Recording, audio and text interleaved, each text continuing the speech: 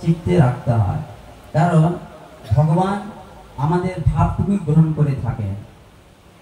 যত আমরা সুন্দরভাবে শ্রবণ করব ততই তিনি অত্যন্ত খুশি হবে। তাই যে কথাটা বলছিলাম যে রঘু যে ভক্ত, তিনি অত্যন্ত জগন্নাথের প্রিয় ছিলেন। তাই একদিন জগন্নাথ রঘুকে বললেন, আমার খুব কাঁঠাল পাড়তে মানে কাঁঠাল বিছাতে খুব আমার খুব ইচ্ছে হচ্ছে, চলো আমরা কাঁঠাল পাড়তে যাই।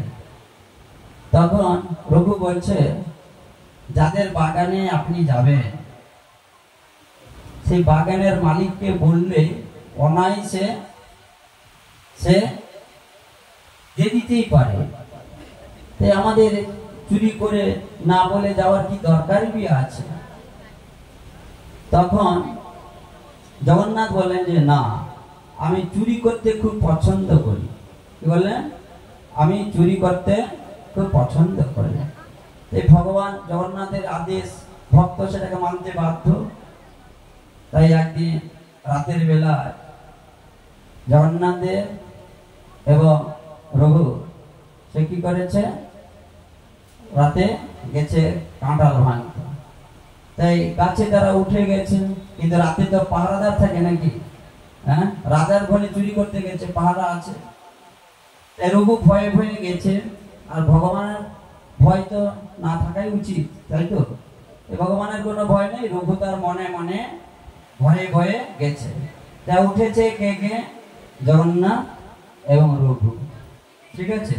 দুইজনই যখন গাছে উঠছে তখন উপরে কে আছে? জগন্নাথ, আর তার নিচে আছে রঘু। তাই কাঁঠাল পাড়াও হয়েছে। কাঁঠাল পাড়ার পরে তখন কি হয়েছে, কাঁঠালটাকে ভগবান ফেলে দিয়ে অন্তরিত হয়েছে। অন্তরিত হওয়ার পরে তখন কি হয়েছে, একটা শব্দ হয়েছে। শব্দ হওয়ার পরে যারা পাহারাদার ছিল তারা সব কি হয়েছে, ছুটে এসেছে। ছুটে আসার পরে তখন তারা রঘুকে দেখতে পেয়েছে। রঘুকে দেখতে পাওয়ার পরে বলছে, রঘু তুমি এখানে কেন? তখন তো জগন্নাথ আউট, মানে তিনি নেই, অন্তরিত হয়েছেন। তখন তিনি কাকে দেখাবেন? দেখানোর উপায় আছে কি? কাউকে দেখানোর উপায় নেই। তখন সে বলছে, আমি কি আর সাজে চুরি করতে এসেছি? বলছে, তাহলে কি ঘটনাই ঘটেছে? না, জগন্নাথ আমাকে নিয়ে এসছে।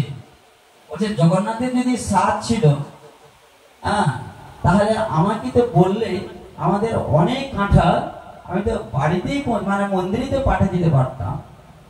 কিন্তু রঘু বলছে, এই কথা আমিও বলেছিলাম, কিন্তু জগন্নাথ বললেন আমি চুরি করতে খুব ভালোবাসি। তাই সেখানে একটা কাহিনী আছে। জগন্নাথ বলছে, দেখো আমি যখন বাল্যকালে দাপর যুগে লীলা করছিলাম, আমার যে বাবা নন্দ, তার কোনো গাভীর অভাবও ছিল না, দুধও অভাব ছিল না, লক্ষ লক্ষ ধেনু ছিল, হ্যাঁ, অপর্যাপ্ত দুধ দই মাখন ছিল। কিন্তু তার সত্ত্বেও আমি মাখন চুরি করে খেতাম, এটাই তো নাকি? তাহলে ভগবান এই যে চুরি করে খাওয়ার আনন্দটা বেশি না কম?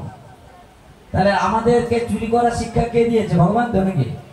কিন্তু ভগবান চুরি করার শিক্ষা জগৎকে ভালোর জন্যই করতে বলেছে। ভগবান যখন চৌর্যলীলা করেছিলেন, দামোদর লীলা আপনারা দেখেছেন, হ্যাঁ, কি সেখানে কি বর্ণনা করা হয়েছে? সেখানে বলা হয়েছে, যখন তিনি দামোদর লীলা ছিলেন তখন তিনি মাখন চুরি করতেন, গোপিকাদেরকে বিভিন্ন ভাবে অতিষ্ঠ করে তুলতেন, আর তখন কি হতো, গোপিকারা দুষ্ট হতো আর ভগবান আনন্দ লাভ করতেন। এই ক্ষেত্রে জগন্নাথ এখানে তাকে বর্ণনা করছেন যে আমি বাল্যকালে চুরি করতাম। এই চুরি করবার উদ্দেশ্য কি ছিল? ভক্তদেরকে আনন্দ প্রদান করার জন্য। কিন্তু আমরা যদি চুরি করি তাহলে কি হবে? বনধরে খেতে হবে, কি তাই তো নাকি? ভগবানের যা কিছু লীলা সবই হচ্ছে অপরাজিত। ভগবান শ্রীকৃষ্ণ গীতায় কি বর্ণনা করেছে, যে আমার জন্ম কর্ম হচ্ছে দিব্য, মানে অপরাজিত। এই জন্য ভগবানের লীলা আমরা যত শ্রবণ করব, তাহলে আমাদের কি হবে, আমাদের চিত্ত কলুষ মুক্ত হবে। এবং ভগবানের এই যে দিব্য নাম, এই দিব্য নামে অপ্রাকৃত তত্ত্ব রয়েছে। এটা হচ্ছে গোলকের প্রেমধন হরিনাম সংকীর্তন। হরিনাম সংকীর্তনে যারা অংশগ্রহণ করছেন তারা সবাই হচ্ছে ভাগ্যবান, তারা কোনো সাধারণ জীব নয়। অনেকে করছে, অনেকে করতে পারছে না। কেন? আমরা তো বলছি যে প্রভু মাতাজি আপনারা হরিনাম ভজন কীর্তন করুন, কিন্তু কেন করতে পারছে না? শাস্ত্রে বলা হয়েছে ব্রহ্মাণ্ড ভূমিতে কোনো ভাগ্যবান জীব গুরু কৃষ্ণ প্রসাদে পায় ভক্তিলতা পেয়েছে। তাহলে যে জগন্নাথ, এই যে রঘু যার কথা আমি বলছি, সে কি কম সৌভাগ্য? যার সঙ্গে ভগবানের সম্বন্ধ, যিনি ভগবান সে রঘুকে নিয়ে কাঁঠাল পাড়তে যাচ্ছেন, কি তাই তো? ঠিক সেরকম শুদ্ধ স্তরে যারা ভক্ত, তারা ভগবানের সঙ্গে সম্বন্ধ স্থাপন করেন, আর ভগবানও তার প্রতি অত্যন্ত অনুরক্ত হয়ে তাকে লীলাবিলাসে অংশগ্রহণ করেন। সেই জন্য আমরা যত জগন্নাথের লীলা শ্রবণ করব, ততই আমরা আনন্দ লাভ করব। সেই জন্য আমাদের যে দুর্লভ যে মনুষ্য জন্ম, এই দেহটা হয়েছে কিসের জন্য? তপস্যা করার জন্য। এই দেহটা হয়েছে কিসের জন্য? ভগবানের প্রেমময় সেবায় যুক্ত হওয়ার জন্য। এই দেহটা কিসের জন্য হয়েছে? ভগবানের মহিমা প্রচার করবার জন্য। আমাদের গুরু মহারাজ ও বিশ্ববাদ অষ্টাদশ শত শ্রীমৎ জগন্নাথ স্বামী গুরু মহারাজ সারা বিশ্বে কৃষ্ণ ভাবনা প্রচার করছে।